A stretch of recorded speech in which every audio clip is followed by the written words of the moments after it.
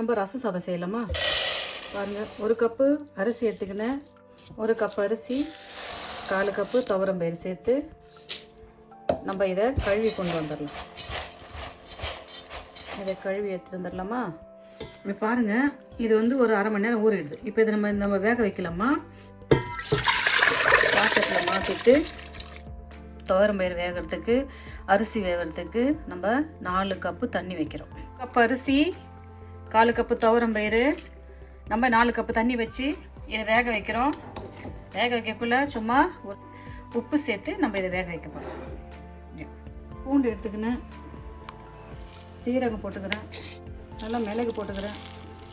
பாருங்கள், பச்சை மிளகாய் பாதி ஒன்று போட்டுக்கிறேன், வெங்காயம் போட்டுக்கிறேன், கொஞ்சோண்டு கருவேப்பிலை போட்டுக்கிறேன், கொஞ்சம் கொத்தமல்லி தழை போட்டுக்கிறேன்.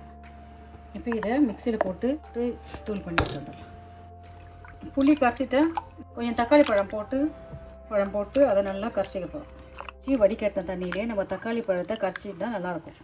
எண்ணெய் சேர்த்துப்போம், கொஞ்சம் கடுகு சேர்த்துக்கலாம், கருவேப்பிலை காஞ்ச மிளகு சேர்த்துக்கலாம், இல்லை மிளகு சீரகம் அந்த பொடிச்சதில் அதை சேர்த்துக்கலாம்.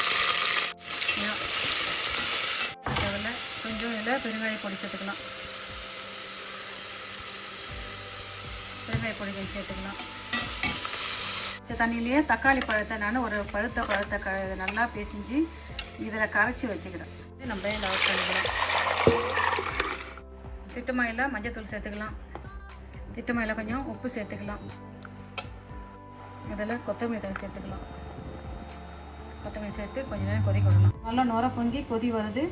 ஸோ இந்த நேரத்தில் நம்ம என்ன பண்ணுவோம், அடுப்பை ஆஃப் பண்ணிடலாம்.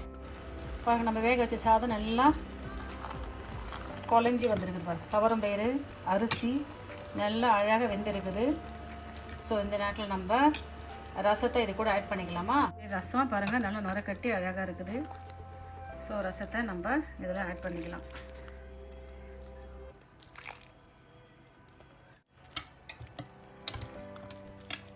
ரசம் சாதம் ரெடி. நம்ம 1 ஸ்பூன் நெய் சேர்க்குறோம். நம்ம 1 ஸ்பூன் நெய் சேர்த்துக்கணும், கொத்தமல்லி தழை கொஞ்சம் சேர்த்துக்கலாம். பாருங்கள், எவ்வளோ அழகான ஒரு ரசம் சாதம் ரெடி ஆயிடுச்சு. நீங்களும் வீட்டில் இதே மெத்தடில் ட்ரை பண்ணி பார்த்துட்டு எனக்கு சொல்லுங்கள். பாய், தேங்க்யூ.